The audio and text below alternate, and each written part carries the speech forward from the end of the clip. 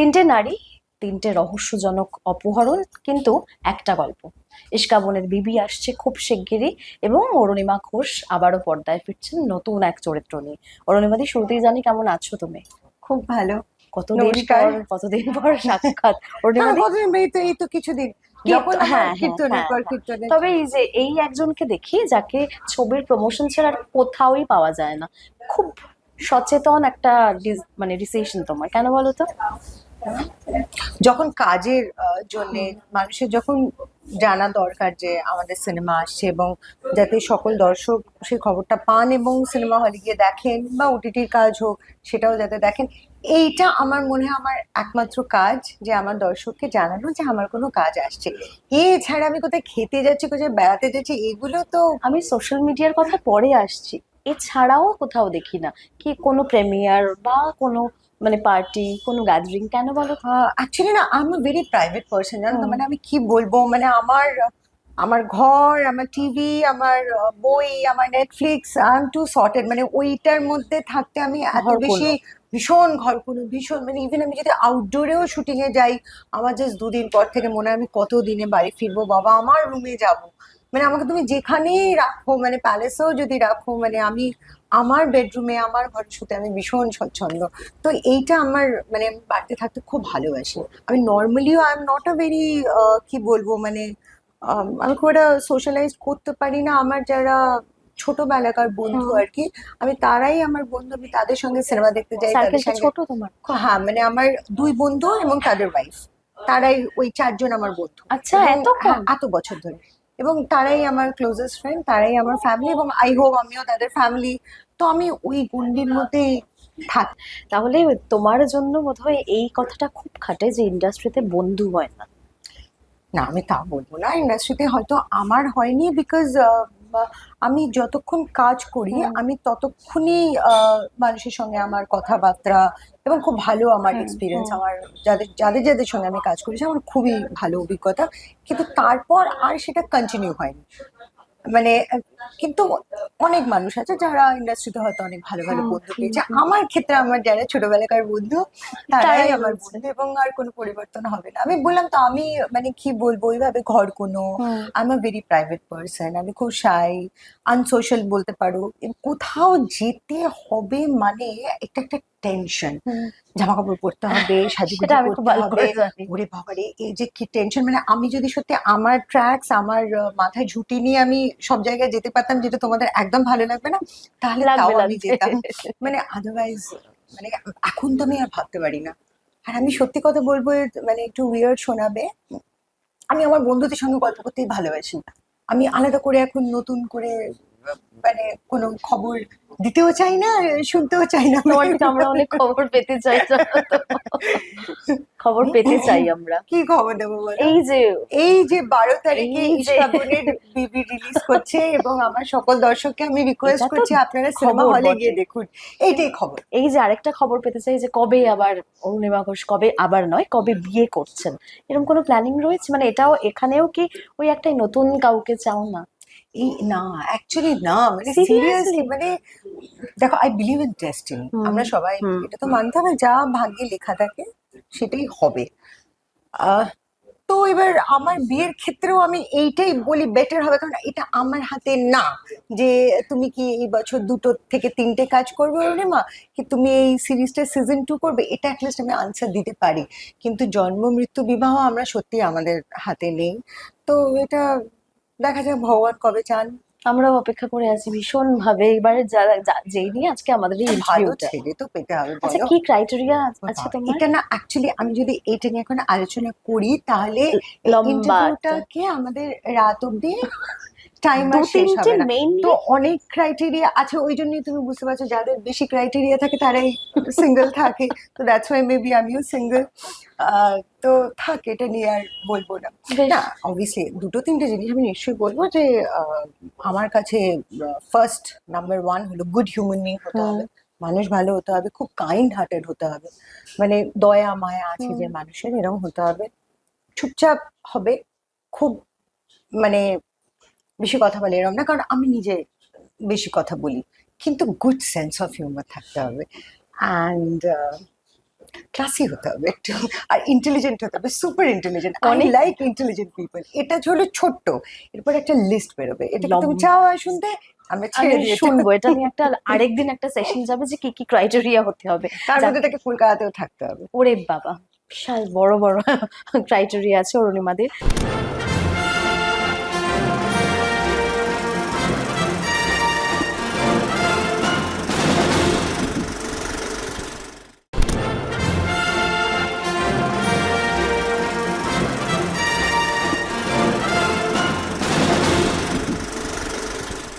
একটু ইস্কাবনের বিবি ট্রেলার দেখে অনেকেই বুঝতে পেরে গিয়েছে তোমার ক্যারেক্টারটা, যদি একবার তুমি তোমার মতো করে পরিচয় করো। তুলিকার চরিত্রটা খুবই, আমি বলবো যে খুব চ্যালেঞ্জিং একটা ক্যারেক্টার, এবং নানান জার্নির মধ্যে দিয়ে হুম। মানে তুলিকা বেসিক্যালি একটি মফস্বলের মেয়ে যে বিয়ে করে কলকাতায় আসছে, মানে ফার্স্ট টাইম কলকাতাতেই আসো, কলকাতারও আনাচে কানাচে চেনে না। আচ্ছা। এবং ওর হাজবেন্ড একটা জায়গায় চাকরি করে, ও একটা স্কুল টিচার, একটা ভালো স্কুলে চাকরি পায়। এইবার নানান রকম ঘটনা ঘটতে শুরু করে, এবং একটা খুব সিম্পল সাধারণ মেয়ে কিভাবে অসাধারণ হয়ে হুম। ওঠে এবং কতটা স্ট্রং হয়ে ওঠে। এটি আমরা নারীরা তো খুব স্ট্রং এমনিতেও হই, কিন্তু যতক্ষণ না ওই সিচুয়েশনে আমরা পড়বো, তুমি দেখবে আমাদের কিন্তু সার্কামস্টান্সেস, মানে আমাদের জীবনটাই কিন্তু আমাদের আমাদের সকলকে, শুধু একজন অভিনেত্রীর ক্ষেত্রে আমি বলবো না, সবাই আমরা কিন্তু শিক্ষা পেয়ে এবং থেকে শিখে। পারিপার্শ্বিক মানে পরিবেশটাই আমাদের আরো শক্ত হুম, করে হুম। তোলে। তো ইস্কাবনের বিবির চরিত্রটাও ঠিক এরকমই, এবং আমরা খুব খেটেছি, আমি তো খুবই খেটেছি এই চরিত্রটার জন্য। প্রথমে মোটা হওয়া, তারপরে আবার খুব কম টাইমের মধ্যে আবার মানে ব্যাক টু শেপ আবার আসা, সেটা থেকেও আমি বলবো কিছু কিছু মুহূর্ত এই ছবির, আহ আমাদের কাছে তো হাতের সময় অনেক কম থাকে।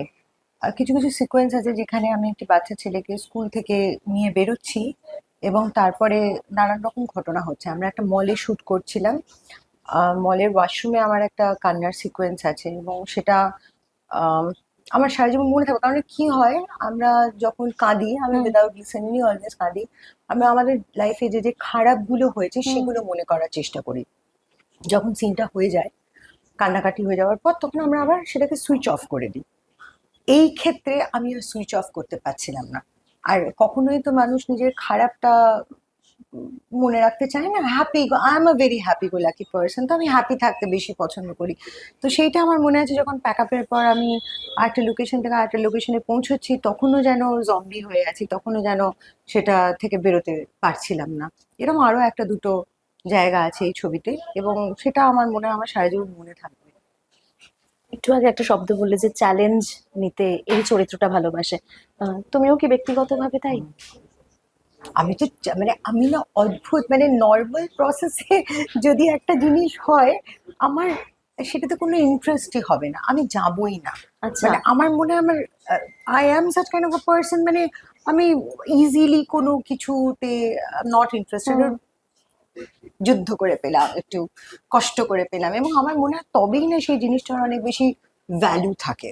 তো আমি এটাতে খুব বিলিভ করি, এবং আমার কাছে ক্যারেক্টারের ক্ষেত্রে আমি বলবো, আমি চাইলে আহ, যাদের জন্য আমার কাজ করা, আমার দর্শকদের জন্য, তারাও বলে যে তুমি কেন এত কম কাজ করো, হুম। আরো কেন বেশি দেখতে হ্যাঁ, পাই কেন না। অরুণিমাদের? হ্যাঁ, সত্যি, কারণ ওই বললাম যে আমার ইন্টারেস্ট থাকার, মানে আমার মনে হয়, দেখো আমি বছরে একটা যদি কাজ হুম। করি, এবং সেই কাজটা যদি আমার হৃদয় ছুঁয়ে যায়, আমার সেই স্ক্রিপ্টটা এত পছন্দ হয়, আমি রাত্রে দিনে সারাক্ষণ হুম। ভাবছি এই চরিত্রটা কবে, কিভাবে করব, কিরম ভাবে করব, হুম। কবে শুটিং শুরু হবে। তো ওই ইন্টারেস্টটা কিন্তু আমার দর্শকেরাও বুঝতে পারবেন।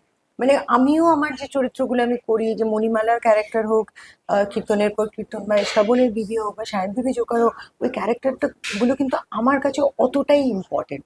আমি হয়তো সারা বছরে একটা কাজ করেছি, কিন্তু আই এম হ্যাপি যে এই কাজটা করে আমার মন ভরেছে, এবং আশা করি আমার দর্শকদেরও ভালো লেগেছে। নিশ্চয়ই। তবে একটা কথা, নিন্দুকদের বক্তব্য এটা যে তুমি একটা প্রোডাকশন হাউসেই আটকে আছো, আমি নাম নিচ্ছি না, এটার কারণ কি? দেখো, আমার কাছে আমি নাম্বার অফ ওয়ার্ক, মানে আমি সত্যি নাম্বার অফ কাজ করে অনেক এসছো। অনেক আগে প্রচুর কাজ প্রচুর করেছি, করেছো। একটা সময় করেছি, এখন তাও এই কিন্তু আমি সময় দাঁড়িয়ে। চুজি ছিলাম। হ্যাঁ। আমি না বলবো যে ক্যামেলিয়ার ক্ষেত্রে আমি অনেক বেটার রোল পাই। আগের বছর হয়তো আমি ওদের একটাও কাজ করিনি, আমি কাজই করিনি অ্যাকচুয়ালি। আমার কাছে একটা কাজের অফার এসেছিল, আই সেড, তখন আমার বাইরে যাওয়ার কথা ছিল, আমার ফ্যামিলির সঙ্গে আমার ডেট ম্যাচ করেনি, তো আমি একটাও কাজ করিনি। কিন্তু যখন আমি কাজটা করি, আমার প্রডিউসার রূপা দত্তকে আমি সবচেয়ে বেশি ক্রেডিট দেবো। উনি যে চরিত্রগুলো আমাকে দেন, সেই চরিত্রগুলো কিন্তু খুব ভালো, ভেরি চ্যালেঞ্জিং। মানে রূপাদির একটি ছবি রং বেরঙের করি, আমাকে রূপাদি বলেছিল তোমাকে এই চরিত্রটা করতেই হবে। আমি কিছুতেই ক্যারেক্টারটা করবো না ট্রাইবেলের, আই ডোন্ট নো ওয়াই। আমি বললাম না, আমি প্লিজ আমি এই চরিত্রটা করবো না, দিস ইজ নট মি। না না না, তোমায় করতেই হবে অরুণিমা। এবং এখনো সবাই কিন্তু ওই চরিত্রটার প্রশংসা করে। তো মানে আই এম ভেরি গ্রেটফুল যে উনি আমাকে যে চরিত্রগুলো দিয়েছেন সেগুলো, মানে আই এম ভেরি লাকি যে উনি আমাকে এই চরিত্রগুলো ভেবেছেন, এবং আই হোপ আমি সেগুলোর জাস্টিস করতে পেরেছি। এবং যখন আমাদের নর্মালি কথা হয়, যদি একটা কোনো ওটিটি দেখেন, আমাকে ফোন করে বলেন যে এটা যদি আমি বাংলায় করতাম আমি তোমাকে নিয়ে করতাম, এই চরিত্রটা যদি তুমি করতে না অরুণিমা, খুব ভালো করতে। মানে উনি নিজে এমন কিছু বিশ্বাস করেন যে চরিত্রগুলো আমি করতে পারি। ফার্স্ট হয়তো ইনিশিয়ালি স্ক্রিপ্ট না শুনলে আমিও বিশ্বাস করবো না যে আমি চরিত্রটা করবো। আর আমার ছোটবেলা থেকে প্রথম যেটা আসে নো, আমি জানি না কেন, ফার্স্ট আগে নো, সবকিছুতে আগে no. I don't know why. আমি নিজে যদি মনে করি যে আমি এই সালোয়ার কামিজটা পরবো, কেউ যদি এসে আমাকে বলে যে তুমি এই শাড়িটা পরো, ফার্স্ট আমার মুখ দিয়ে এটাই বেরোবে, নো। তাই পিকিউলিয়ার। পরে হয়তো আমি সেটা করব, কিন্তু ভালো জিনিসের ক্ষেত্রে, এটা আমার বাড়ির লোকের, আমার মাও আমাকে বলে সবেতে না, খাবারের ক্ষেত্রেও না, জামা কাপড়ের ক্ষেত্রেও না, কোথাও যাওয়ার ক্ষেত্রে হলো না।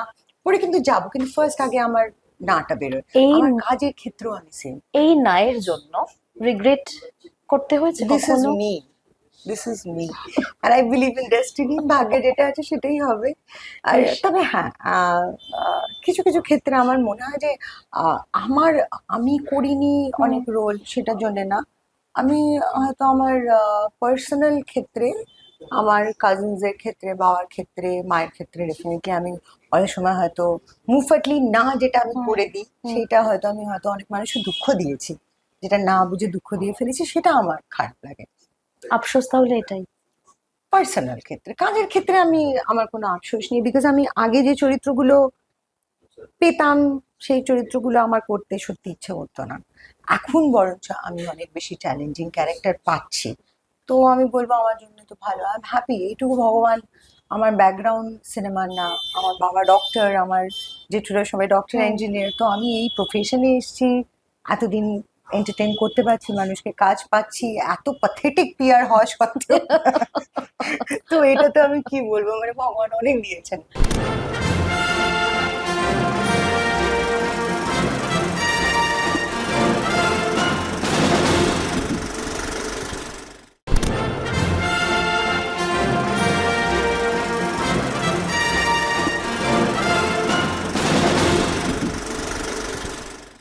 আচ্ছা, প্রথমে যখন তোমার যেহেতু ব্যাকগ্রাউন্ড কেউই নয় এই সিনেমার জগৎ থেকে, আসতে তোমার প্রবলেম হয়নি, মানে বাধা পাওনি? না, অ্যাকচুয়ালি যদিও আমার মায়ের বাবা, মানে আমার দাদু খুবই বড় প্রডিউসার ছিলেন, অজয় বোস, উনি শঙ্খবেলা, বিলম্বিত লয়, এসব রাজবধূ, এটা আমাদের সব ডিস্ট্রিবিউশন, আমার প্রডিউসার ছিলেন আমার দাদু। কিন্তু আমরা সামহাও, মানে আমি তো জীবনে কোনোদিন ছোটবেলায় সিনেমার শুটিংও দেখতে যাইনি। মানে আমাদের বাড়িতে একটা কথা হতো যে আমাদের বাড়ির মেয়েরা ক্যামেরার সামনে কাজ করে না, ক্যামেরার পেছনে। তুমি যদি ডিরেকশন দিতে চাও, এডিটিং শিখতে চাও, তাহলে তুমি করতে পারো। তো একটা সূত্র তো ডেফিনেটলি ছিল। এবং আর একটা ক্ষেত্রে আমি বলবো যে আমি না ওই স্কুলে যখন পড়ি, তখন আমাদের ওই মডেলিং টডলিং এর অফার, তিলোত্তমা, এগুলোতে আমি সামহাও তখন গেছিলাম। তো সেটা থেকে আমি কাজের অফারটা খুব ইজিলি পেয়ে যেতাম, যদি আমার বাড়িতে বাবা মা সবাইকে কনভিন্স করতে আমাকে প্রচুর কাঠখড়, উড়ে বাবারে প্রচুর কাঠখড় পোড়াতে বকা মার হয়েছে। খেয়েছো? বকা মার আর আন্ডারস্টেটমেন্ট বন্ধ করে দেখা হয়েছে। যে বিকজ আমি এসছি এত ছোটবেলায়, মানে 15 বছর বয়সে মানুষের কি বুদ্ধি থাকে, এবং আমার বাড়িটা এতটাই অন্যরকম মনে হতো, ভাবতেই পারছি না। ওরা ভাবছে আগে পড়াশোনা করবে, হায়ার স্টাডির জন্য বিদেশে যাবে, বা পড়াশোনাটা কন্টিনিউ করবে। এবং সবাই যেটা আমাকে বললো যে ঠিক আছে, তোমার যখন এত ইচ্ছে তুমি অ্যাক্টিং করবে, তুমি করতে পারো, কিন্তু ফার্স্ট তুমি আগে তোমার পড়াশোনাটা কমপ্লিট করে নাও, তারপরে করবে। সে কথাটা তো আমি শুনলাম না, আমি শুধু আমার ক্লাস 10, 11, 12-এর জন্য আবার বাইরে গেলাম, হুম। আবার পরীক্ষাটা দিয়ে আবার আমি শুটিং করতে চলে এলাম। আর এই শুটিং করতে যাচ্ছি তখন কল একচেটিয়া টাইম, টেলিফিল্ম। এটা হ্যাঁ, মানে তখন এটা না বাড়িতে মাকে বোঝানো, বাড়ির লোকেদের বোঝানোটা খুব টাফ, মানে ওরা খুব নার্ভাস হয়ে যেত, ভয় পেয়ে যেত, বিকজ আমরা একা বাড়ি থেকে করে বেরোতাম না, লোকজন নিয়ে আসতে হতো। তো এইটা একটা সত্যি জার্নি, লম্বা জার্নি, লম্বা একটা লম্বা ইন্টারভিউ ফাইনালি হতে কনভিন্স পারে। করতে পেরেছিলাম। আমাকে আমার দাদু একটা শর্ত দিয়েছিলেন যে 1 বছর তোমাকে আমি সময় দিলাম, হুম। যদি তুমি 1 বছরের মধ্যে কাজ নিজে করতে পারো, নিজে কাজ পাও, খুব ভালো। যদি 1 বছর পরে তুমি কাজ না পাও, হুম। তাহলে কিন্তু তুমি স্ট্রেট অ্যাওয়ে একদম পড়াশোনাতে মন দেবে এবং একদম বাড়ির মধ্যে থাকবে। নো মডেলিং, সিনেমা তো ছেড়েই দাও, কিচ্ছু না। ওই 1 বছর মানে আমার এরকম কোনো ভগবান নেই যাকে আমি ডাকিনি আর পুজো দিই, সামহাও আমার তখন লাক ফেভার করে গেছে, আমি অনেক কাজ পেয়েছি, তো এই জন্য থাক, এখনো আছি, কাজ করছি। এই যে এত দিন হয়ে গেল ইন্ডাস্ট্রিতে, এখন অরুণিমা ঘোষ নিজেকে কিভাবে দেখো? মানে অরুণিমা ঘোষ মানে তোমার কাছে তুমি কে? আমার নাইস পার্সন, আমি খুব কাইন্ড, ইমোশনাল, ফুল। ফুল? তবে এখন হ্যাঁ। আমি প্রচন্ড ইমোশনাল। ঠকেছো? ও বাবা, প্রচুর প্রচুর, এরকম কোনো মানুষ নেই জগতে যে ঠকেনি। হ্যাঁ, মানে তুমি কি বেশি? আমি তো ঠকেছি, হ্যাঁ। বোকা তো ডেফিনেটলি, যারা বেশি ইমোশনাল হয়, হুম। হার্ট ওরিয়ে মানে হৃদয়ে দিয়ে বেশি হুম। ভাবে, তারা ঠকে তো ডেফিনেটলি বেশি। তবে তারাই কিন্তু পরবর্তীকালে গিয়ে না মাথা দিয়ে বেশি ভাবতে পারে। আমার বাবা মা সবসময় চেষ্টা করেছেন আমাকে খুব আগলে রাখার, যাতে আমাকে এইসব হুম। গুলো, খারাপ গুলো যেগুলো আমাদের সবাইকেই জীবনে ফেস করতে হয়, এগুলো না দেখতে হয়। তবে কি জানো তো, ভাগ্য হয়, সবকিছুই ফেস করতে হয়, তো সেটা আমার ক্ষেত্রেও হয়েছে। এখন আমি বলবো আমি খুবই ওয়াইজ, সর্টেড, ডেফিনেটলি অনেকটা কাম। আগে খুব ছটপটে ছিলাম, হুম।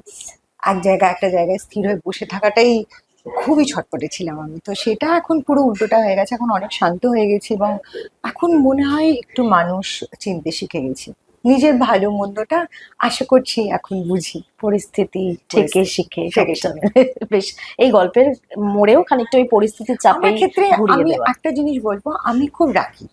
রাখি? হ্যাঁ, আমি খুব রেগে যাই, হট করে রেগে যাই, মানে হ্যাঁ। হ্যাঁ, সেটা হয়তো 5 মিনিটের জন্যই রেগে থাকবো, ফট করে রেগে যাই। তবে আমি অতটাই কিন্তু মানুষকে ক্ষমা করতে পারি এবং আই এম ভেরি কাইন্ড। মানে এড়িয়ে যাওয়ায় নয়, ক্ষমা করায় বিশ্বাসী। বেশ, ছবি নিয়ে এবার ফিরি। ইস্কাবনের বিবি আসছে, দর্শকদের কি বলবে? আমি আমার সকল দর্শকদের এই কথাটাই বলতে চাই যে ইস্কাবনের বিবি রিলিজ করছে 12ই মার্চ। আপনারা প্লিজ সিনেমা হলে গিয়ে ইস্কাবনের বিবি দেখুন, কারণ আমি যা কাজ করি আপনাদের জন্যই করি, যাতে আপনাদের ভালো লাগে, এটাই আমার কাছে সবচেয়ে বড় পাওয়া। প্লিজ সিনেমা হলে গিয়ে সিনেমাটা দেখবেন।